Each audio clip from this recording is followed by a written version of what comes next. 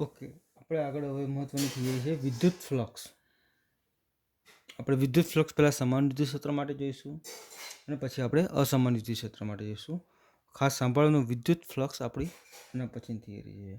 પણ આપણે વિદ્યુત ફ્લક્સ સમજવું હોય તો એના પહેલાં આપણે એમાં એક શબ્દ આવશે ક્ષેત્રફળ સદિશ. તો આપણે ક્ષેત્રફળ સદિશને ખાસ સમજવાનું.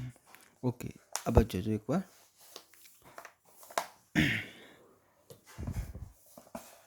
ક્ષેત્રફળ સદિશ આપણને ખ્યાલ છે કે ક્ષેત્રફળ છે એ કેવી રાશિ છે? સદિશ રાશિ છે. એક નવી ભૌતિક રાશિ ક્ષેત્રફળ સદિશ, જેને આમ બતાવવામાં આવે છે. ટૂંકમાં એવું કહે છે કોઈ પણ સપાટીનું ક્ષેત્રફળ હોય છે અને ક્ષેત્રફળને હંમેશા શું હોય? દિશા હોય છે. તો ક્ષેત્રફળ સદિશ કેવી રીતે નક્કી થાય? તો એવું કહેવામાં આવે છે કે ધારો કે હું એમ કહું છું કે સપાટી છે, એ સપાટી ધારો કે તમારે આમ હોય આ રીતની, તો એનો ક્ષેત્રફળ સદિશ સપાટીને લંબ રૂપે ક્યાં હશે? બહારની તરફ દિશામાં. હવે તમને દોરીને બતાવી દઉં તો આ રીતે થાય કે ધારો કે સપાટી આમ છે, આ સપાટી એટલે આમ ગોઠવેલી હોય, તો એનું ક્ષેત્રફળ સદિશ કેવો હશે? સપાટીને લંબ રૂપે બહાર તરફની દિશામાં હશે. ઓકે, આ જ સપાટી છે જેને આમ રાખી છે, બરાબર? એ સપાટી છે એને આપણે ઉલટી કરી નાખીએ તો પણ એનું ક્ષેત્રફળ સદિશ સપાટીને લંબ રૂપે હશે બહારની તરફ દિશામાં. એટલે એંગલ કેવો બનશે? 90 બનશે. સપાટીને તમે આમ રાખશો, ધારો કે તમે આમ રાખી છે, તો એનો ક્ષેત્રફળ સદિશ આમ હશે, સપાટીને લંબ રૂપે બહાર તરફની દિશામાં. તો જોઈ લેજો એકવાર, આવો પણ ડાયાગ્રામ બની શકે. હવે એની વિરુદ્ધ દિશામાં રાખી તમે આ રીતે, તો એનો ક્ષેત્રફળ સદિશ કેવો આવશે? આ રીતે આવશે. ક્ષેત્રફળ સદિશ બતાવો એટલે એની ઉપર આવી રીતે સદિશ બતાવી દેવાનો. સપાટીને તમે સપોઝ કે ક્રોસ રાખો, ક્રોસ એટલે સપોઝ કે તમે આમ રાખો છો, સોરી આમ, આ રીતની ક્રોસ રાખી છે. ધારો કે ક્ષેત્રફળ હોય, ધારો કે સપાટી છે, પહેલો ડાયાગ્રામ આમ છે, પછીનો ડાયાગ્રામ ઊંધો છે, પછી ડાયાગ્રામ આમ આ બાજુ બતાવ્યો છે, સોરી આ બાજુ બતાવ્યો છે, પછી ડાયાગ્રામ આ બાજુ છે. કદાચ આ જે સપાટી છે એ તમે સપોઝ કે આમ ક્રોસ રાખી હોય, કેવી રાખી હોય? આ રીતની ક્રોસ. હવે ક્રોસ રાખી હોય તો એનું ક્ષેત્રફળ સદિશ તો સપાટીને લંબ જ હોય, પણ એક અક્ષ સાથે અમુક ખૂણો બનાવે. તો જોજો એકવાર ધ્યાનથી, ધારો કે સપાટી આમ રાખી છે, તો એનું ક્ષેત્રફળ સદિશ તો આમ જ હશે. એ સપાટી સાથે કેવું બનાવશે? એંગલ 90 જ બનાવશે, પણ એક અક્ષ સાથે અમુક ખૂણો બનાવશે. એટલે એનો મતલબ એવો થશે કે એ વખતે આ જે ક્ષેત્રફળ સદિશ છે ને એના બે ઘટકો થાય. એક આ ઘટકને આપણે એ સાઇન થીટા કહીશું અને આ ઘટકને આપણે શું કહીશું? એ કોસ થીટા કહીશું. ઓકે, તો એવું સમજવાનું, ખાસ યાદ રાખવાની કે કોઈ પણ સપાટીનો ક્ષેત્રફળ સદિશ હંમેશા સપાટીને લંબ રૂપે બહારની દિશામાં હોય છે. કોઈ પણ સપાટીનો ક્ષેત્રફળ સદિશ હંમેશા સપાટીને લંબ રૂપે બહારની દિશામાં હોય છે. ઓકે, તો આ વાત થઈ આપણે ક્ષેત્રફળ સદિશની વાત થઈ. હવે આપણે મુદ્દો આવ્યો છે વિદ્યુત ફ્લક્સ. ઓકે, બહુ મહત્વનો મુદ્દો છે, એને ખાસ સમજવાનો.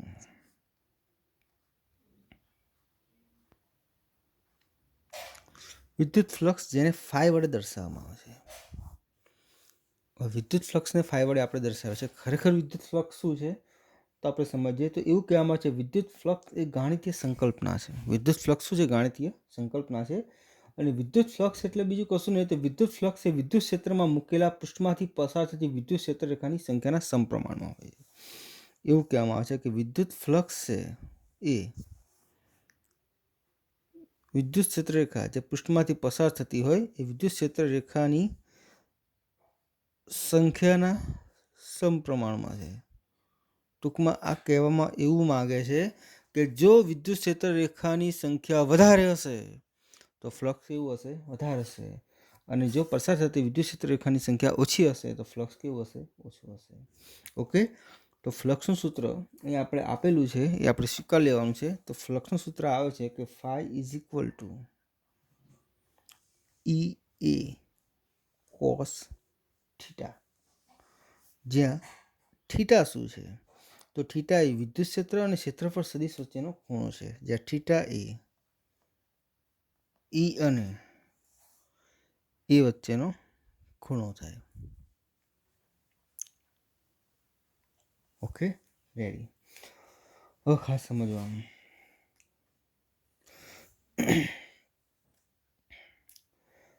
હવે એવું કહેવામાં આવે છે કે ઈ અને એ વચ્ચેનો ખૂણો એને આપણે શું કહીએ છીએ? થીટા કહીએ છીએ. હવે આને તમે વ્યવસ્થિત લખો તો phi is equal to E dot A સદિશ લખી શકાય. કઈ રીતે લખી શકાય? તો કોસ થીટા છે ને, તો કોસ આવે તો ડોટ આવે, ને સાઇન આવે તો શું આવે? ક્રોસ આવે.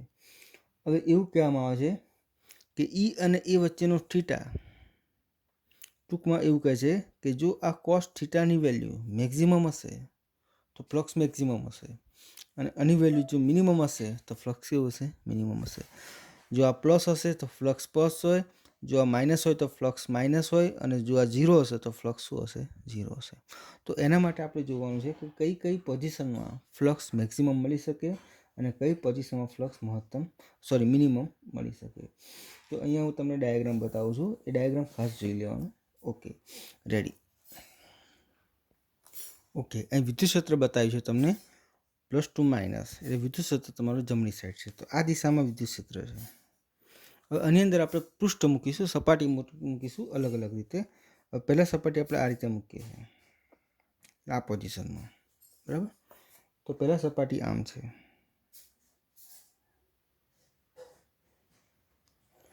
એટલે કે એનો મતલબ થાય એનું ક્ષેત્રફળ સદિશ આમ હશે. વિદ્યુત ક્ષેત્ર તો આ બાજુ જ છે, એટલે એ તમને આ સાઈડ છે. હવે આ પોઝિશનમાં ઈ અને એ વચ્ચેનો ખૂણો કેવો થયો? 0 થયો. હવે જો થીટા 0 હોય તો ફાઈ ઇઝ ઇક્વલ ટુ શું લખાય? તો ઈ એ કોસ 0 તો જવાબ શું આવે? કોસ 0 ઇઝ ઇક્વલ 1 થાય, તો ફાઈ ઇઝ ઇક્વલ ટુ શું થાય? પ્લસ ઈ એ થાય. તો આ ફ્લક્સ આપણને પ્લસ મળી છે. હવે જો સપાટીને આપણે આમ રાખીએ, આ જે વિદ્યુત ક્ષેત્ર છે એ વિદ્યુત ક્ષેત્ર જે દિશામાં છે એને સમાંતર જો સપાટી તમે આમ રાખો તો એનું ક્ષેત્રફળ સદિશ આમ મળશે. વિદ્યુત ક્ષેત્ર તો આમ જ છે, તો ઈ અને એ વચ્ચેનો થીટા કેવો થશે? 90 થશે. તો phi is equal to E A cos 90. તો ફ્લક્સ ઇઝ ઇક્વલ ટુ શું આવશે? 0. તો ફ્લક્સ કેવું આવશે? 0 આવે. હવે જો તમે આમ જેમ સપાટી હતી તો આના કરતાં સપાટી તમે આમ રાખો, અને વિરુદ્ધમાં. હું તમને બતાવી દઉં.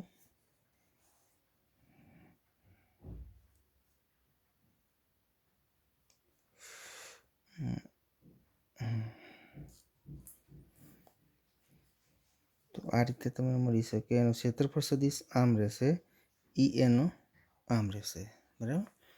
એનો મતલબ એવો થાય કે થીટા 180 થાય તો cos 180 is equal to minus થાય. તો phi is equal to E A cos 180ની વેલ્યુ થાય -1, તો phi is equal to minus E થાય. ટૂંકમાં ફ્લક્સ પ્લસ હોઈ શકે, 0 હોઈ શકે, અને માઇનસ પણ હોઈ શકે. હવે ધારો કે સપાટી આમ રાખી હોત,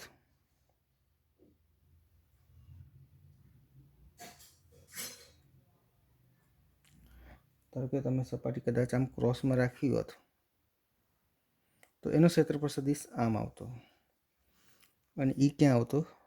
આ બાજુ આવતો. ઈ તો જેમ હોય તેમ જ રહે. તો એક વખત એનું ફ્લક્સ છે, અને ધ્યાનમાં રાખીને તો જે થીટા મળ્યો ઈ અને એ વચ્ચેનો થીટા કેવો થાય? 0 થી 90 વચ્ચે. તો ફાઈ ઇઝ ઇક્વલ ટુ શું મળશે?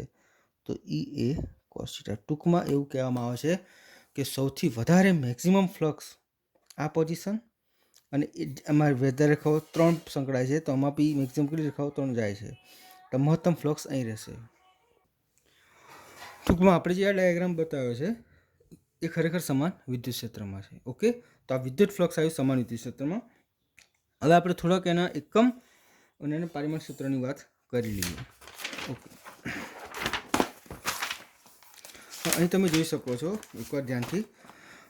આમાં આ બે ડાયાગ્રામ છે, આ ડાયાગ્રામ ને આ ડાયાગ્રામ. તો આમાં 3 રેખાઓ પસાર થાય છે, આમાં પણ કેટલી થાય છે? 3 રેખાઓ. આમાં એક પણ રેખા પસાર થતી નથી. અહીં વિદ્યુત ફ્લક્સ મહત્તમ છે, આ પણ મહત્તમ કહેવાય. ભલે માઇનસ જવાબ પણ વેલ્યુએશન એની કેવી થાય? પ્લસ થાય. આમાં 3 પસાર થાય, આમાં 3 પસાર થાય, અને આમાં કેવી થાય છે? એક જ પસાર થાય છે. ટૂંકમાં એવું કહેવામાં આવે છે કે ઈ અને એ વચ્ચેનો થીટા જો 0 હોય ને તો ફ્લક્સ કેવું હોય? મેક્સિમમ હોય. અને ઈ અને એ વચ્ચેનો થીટા જો 90 હોય તો ફ્લક્સ કેવું હશે? 0 હશે. ઓકે, તો આ એક મહત્વની બાબત સમજવાની. ટૂંકમાં એવું કહે છે કે હંમેશા કે સપાટી હોય ને કે આપેલું પૃષ્ઠ જો આપેલું પૃષ્ઠ છે એ જો વિદ્યુત ક્ષેત્રને લંબ હશે તો ફ્લક્સ મેક્સિમમ. જો આ પૃષ્ઠ કેવું છે? વિદ્યુત ક્ષેત્રને લંબ છે તો ફ્લક્સ કેવું મળશે? મેક્સિમમ. અને જો પૃષ્ઠ છે વિદ્યુત ક્ષેત્રને સમાંતર હશે તો ફ્લક્સ કેવું મળશે? શૂન્ય મળશે. ઓકે, તો આપણે જે આ વાત થઈ એ સમાન વિદ્યુત ક્ષેત્રની વાત થાય છે. ઓકે, કે સમાન વિદ્યુત ક્ષેત્રમાં વિદ્યુત ફ્લક્સ કેવું હોય છે?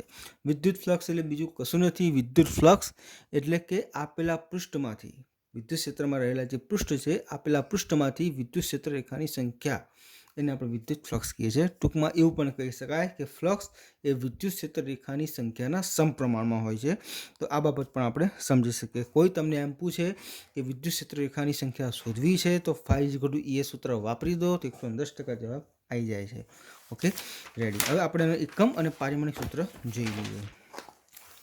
ચલો, સૂત્ર છે φ E.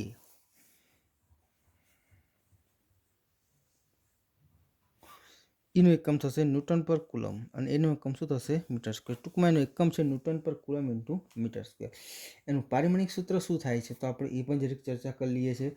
તો આપણે ઈ છે એનું પારિમાણિક સૂત્ર થાય m1 L1 T - 3 E - 1 અને ક્ષેત્રફળનું L2. તો m1 L2 1 + 2 એટલે L3 T - 3 E - 1. તો આ પારિમાણિક સૂત્ર કોનું થયું? ફ્લક્સનું થયું. m1 L3 T - 3 E - 1 થઈ જાય. ઓકે, તો આ પણ એક મહત્વની બાબત આપણે સમજી શકીએ. ઓકે,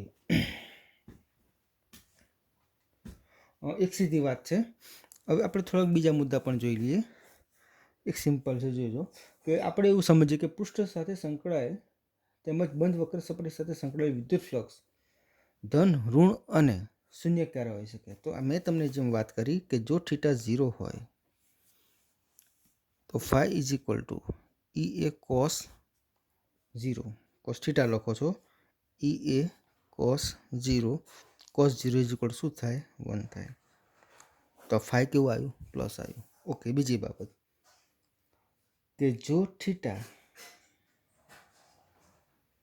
આનો મતલબ એવો થાય કે આ 0 એટલે ટૂંકમાં એવું કહી શકે 0 થી 90 વચ્ચે કોસની વેલ્યુ કેવી આવે? પ્લસ આવે. એટલે આ થીટા કેવો હોય? તો 0 થી 90ની વચ્ચે.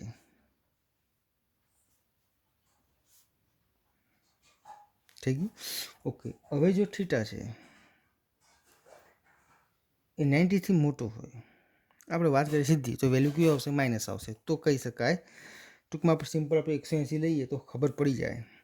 તેમ છતાં હું તમને કહી દઉં કે 90થી અપ જઈએ, cos 90થી અપ જઈએ એટલે વેલ્યુ કેવી થશે? માઇનસ થશે. તો તમારે φ = શું મળે? માઇનસ EA મળે. ટૂંકમાં પ્લસ મળ્યું, આ ફ્લક્સ કેવું મળ્યું? માઇનસ મળ્યું.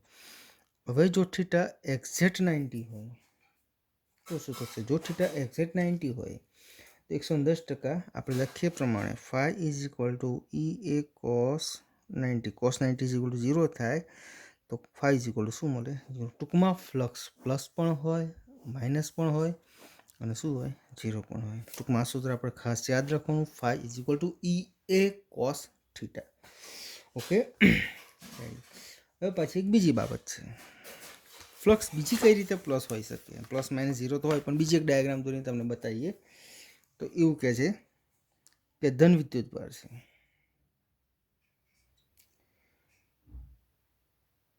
એવું કહેવામાં આવે છે કે બંધ વક્ર સપાટીમાંથી નિર્ગમન પામતી ક્ષેત્રરેખાથી રચાતો ફ્લક્સ ધન ગણાય છે. એવું કહેવાય છે કે ધન વિદ્યુતભાર છે એની વિદ્યુત ક્ષેત્ર રેખાઓ કેવી જાય? બહાર જાય.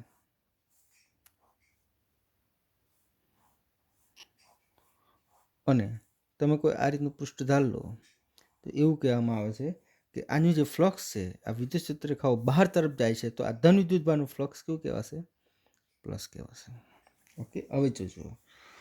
હવે ઋણ વિદ્યુતભાર, તેની રેખાઓ ક્યાં આવે છે? અંદર આવે છે.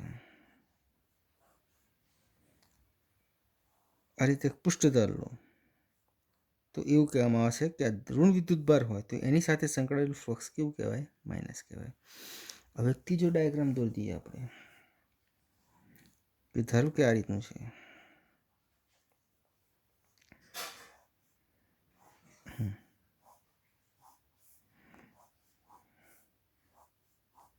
હવે સિમ્પલ જોવાનું તો એ રેખાઓ 1 2 3 ને 4 પસાર થાય છે એટલે એન્ટર થઈને પાછી બહાર નીકળે છે. તો ટૂંકમાં એવું કહી શકાય આ એન્ટર થાય ને ટૂંકમાં માઇનસ હશે, આ બહાર નીકળે તો ટૂંકમાં શું હશે? પ્લસ હશે. જેટલી રેખાઓ એન્ટર થાય એટલી રેખાઓ બહાર નીકળે છે. ટૂંકમાં જેટલું માઇનસ છે એટલું શું છે? પ્લસ છે. તો આનું જે ફ્લક્સ છે એ ફ્લક્સ 110% શું આવશે? 0 આવશે. તો આ પણ એક મહત્ત્વની બાબત આપણા માટે થઈ શકે છે. તો આ પણ આપણે ખાસ સમજવાનું. તો આ પૂરેપૂરી બાબત થઈ સમાન વિદ્યુત ક્ષેત્રમાં ફ્લક્સની વાત થઈ. આપણે બીજું કશું નથી સમજ્યા ખાસ. જોજો એકવાર શાંતિથી. ક્ષેત્ર પર સદિશ કેવો હોય? હંમેશા સપાટીને લંબરૂપે બહાર તરફની દિશામાં હોય. આમ રાખો તો બી 90 થાય, આમ રાખો તો બી 90, આમ રાખો તો પણ 90, આમ હોય તો પણ 90 થાય, અને આમ હશે તો પણ સપાટીને કેવો થશે? 90 થશે.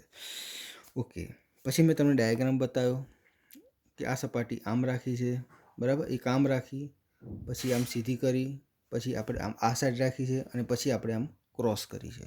Okay, ready. અને એના વિશે આપણે જોઈ ગયા કે પ્લસ, માઇનસ અને 0 ક્યારે હોય છે.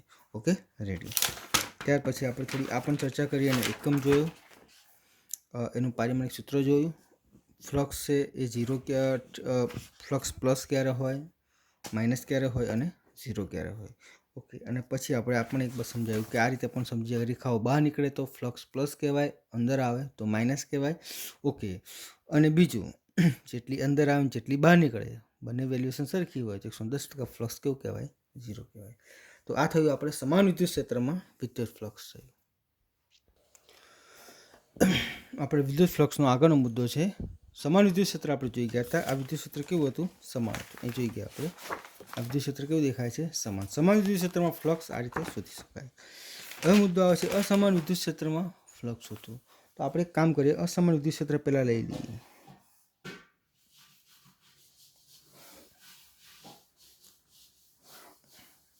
જોઈ શકાય છે એ રેખાઓ સમાંતર નથી, એટલે આ વિદ્યુત ક્ષેત્ર કેવું છે? અસમાંતર છે. જોજો. હવે આની અંદર એક આપણે સપાટી લઈ લઈએ કે ધારો કે આવી એક સપાટી આની અંદર લીધી છે. ઓકે, ટૂંકમાં આકૃતિમાં દર્શાવ્યા મુજબ અસમાન વિદ્યુત ક્ષેત્રમાં યાદ જ છે કે એક સામાન્ય એક પૃષ્ઠ આપણે લીધું. યાદ જ છે કે એક સામાન્ય આકારનું એક પૃષ્ઠ લીધું છે.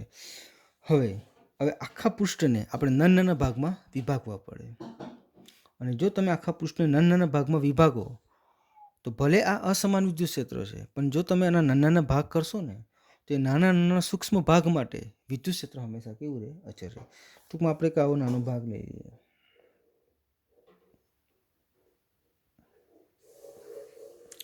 હવે એનો જે વિદ્યુત ક્ષેત્ર હશે, નાના ભાગ માટે જે વિદ્યુત ક્ષેત્ર છે એ રેખા ઉપર દોરતો, તો આપણે જે એક નાનો ખંડ છે એટલે જે ઘટક કહીએ આપણે, જે ભાગ કહીએ, તો એનું વિદ્યુત ક્ષેત્ર આ દિશા મળશે. હવે એનું ક્ષેત્રફળ સદિશ હશે, 110% સપાટીને લંબરૂપે હોય એ ક્ષેત્રફળ સદિશ હું આમ પાડું છું. આ ભાગ કેવો છે?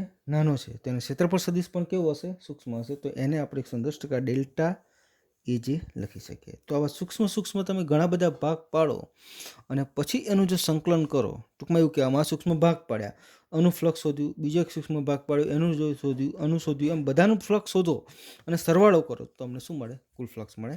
તો આવી સામાન્ય થિયરી આપણે સમજી રહ્યા છે કે નાના નાના ભાગ કરી અને પછી સરવાળો કરવાનો હોય છે. તો આપણે એક કામ કરીએ કે એવું કહેવામાં આવે છે કે દરેક પૃષ્ઠખંડને એક સમતલ ગણી શકાય, અને આ નાના ખંડ ઉપર વિદ્યુત ક્ષેત્ર ઈ કેવું લઈ શકાય? અચળ લઈ શકાય. એમ પૂરેપૂરું અસમાન છે, પણ આ નાના ખંડ માટે હવે દરેક નાના નાના તમે ભાગ પાડો તો નાના નાના દરેક ભાગ માટે વિદ્યુત ક્ષેત્ર કેવું હોય? અચળ હોય. તો હવે કામ કરીએ કે આકૃતિમાં દર્શાવ્યા મુજબ આપેલા પૃષ્ઠખંડોના ક્ષેત્રફળ સદિશ ડેલ્ટા એ છે, અને પૃષ્ઠનું વિદ્યુત ક્ષેત્ર કેટલું છે? ઈ જે છે. તો આના માટે આ જે ઘટક છે તો એના માટે ફ્લક્સ કેટલું થશે? તો ફાઈ જે ઇઝ ઇક્વલ ટુ સૂત્ર છે આપણું ઈ ઇન્ટુ એ. તો વિદ્યુત ક્ષેત્ર ઈ જે ડોટ ડેલ્ટા એ જે થઈ ગયું. ઓકે, સાંભળજો. હવે આ એક નાનો ભાગ છે એનું ફ્લક્સ આવ્યું. આપણે તો ઘણા બધા નાના ભાગ કરવાના, અને પછી બધાના નાના નાના ભાગો કર્યા એનું જે ફ્લક્સ આવે એ ફ્લક્સનો પાછો શું કરવાનો? સરવાળો. તો કુલ flux phi is equal to આ નાના નાના ભાગ છે એમનું બધાનું આપણે શું કરવું પડશે? સરવાળો પડશે. તો એ નાના નાના ભાગ એકથી તમે સપોઝ કે 50 ભાગ કર્યા હોય તો J2N લખું છું. શું લખું? J2N લખાય. Okay, ready. તો જોઈ લેજો આ બાજુ J2N 5J બરાબર તમે લખ્યું છે ને, કે આપણે લખ્યું છે EJ ડોટ ડેલ્ટા AJ. થઈ ગયું? ઓકે. હવે એવું કહેવામાં આવે છે જેમ સરેરાશ વેગમાં હતું કે જેમ લિમિટ લેતા ને તો ડેલ્ટાનું ડી થઈ જતું હતું, તેમ આમાં પણ તમે લિમિટ લો. કોનો લો? તો સૂક્ષ્મ ભાગનો. તો જો તમે આની અંદર limit delta AJ tense two 0 લેશો, શું લેવાનું? Limit delta AJ tense two શું લેવાનું? 0 લેશું. પછી આ એકવાર ખાલી લખવાનું ડેલ્ટા AJ, અને જેવું આ લિમિટ લેશો તો 110% આ જે છે સિગ્મા, એ સિગ્મા તમારું શેમાં ફેરવાઈ જશે? સંકલનમાં ફેરવાઈ જશે. એટલે પછી કહી શકાય કે ઇન્ટિગ્રેશન પૂરેપૂરા સપાટી પર EJ શું લખાય? Delta AJ. તો EJની જગ્યાએ તમારે શું લખવાનું? E લખવાનું. ડેલ્ટા નહીં લખવાનું, પણ શું લખવાનું? ડી લખવાનું. તો E ઇન્ટુ શું થાય? ડેલ્ટા. ટૂંકમાં સમાન હતું વિદ્યુત ક્ષેત્ર, એમાં સૂત્ર આવું આવતું હતું. કેમ? તમારે સમાન વિદ્યુત ક્ષેત્ર હતું એટલે સમાન વિદ્યુત ક્ષેત્રમાં ફ્લક્સનું સૂત્ર આવું આવતું હતું. અને અસમાન હોય તો શું કરવું પડે? નાના નાના ભાગ પડે, 110% સંકલન આખી સપાટીનું કરવું પડે. ટૂંકમાં એવું કહેવામાં આવે છે કોઈ પણ પૃષ્ઠ સાથે સંકળાયેલું ફ્લક્સ, કોઈ પણ પૃષ્ઠ સાથે સંકળાયેલું ફ્લક્સ કેટલું હોય? તો કોઈ પણ પૃષ્ઠ સાથે સંકળાયેલું ફ્લક્સ એ વિદ્યુત ક્ષેત્રનું, કોનું? તો વિદ્યુત ક્ષેત્રનું આ પૃષ્ઠ ઉપરનું શું થાય? પૃષ્ઠ સંકલન. DA હોય તો પૃષ્ઠ સંકલન કહેવાય, DL હોય તો એને રેખા સંકલન કહેવાય. તો આ વસ્તુ ખાસ ધ્યાનમાં રાખવાની. તો એવું કહે છે આપેલા પૃષ્ઠ પરનું વિદ્યુત ક્ષેત્રનું પૃષ્ઠ સંકલન, આપેલા પૃષ્ઠ ઉપરનું વિદ્યુત ક્ષેત્રનું પૃષ્ઠ સંકલન તેની સાથે સંકળાયેલું શું આપે છે? ફ્લક્સ આપે છે. બહુ સિમ્પલ થિયરી છે અને પૂરેપૂરું લખાણ લખીને તમને મોકલી દઈશ. લખાણ લખેલું જ છે તો આપણે લખીને તમને મોકલી દઈએ. ટૂંકમાં આપણે વિદ્યુત ફ્લક્સની થિયરી સમજી ગયા. 2 મિનિટ એકવાર જોઈ લેજો આ બાજુ.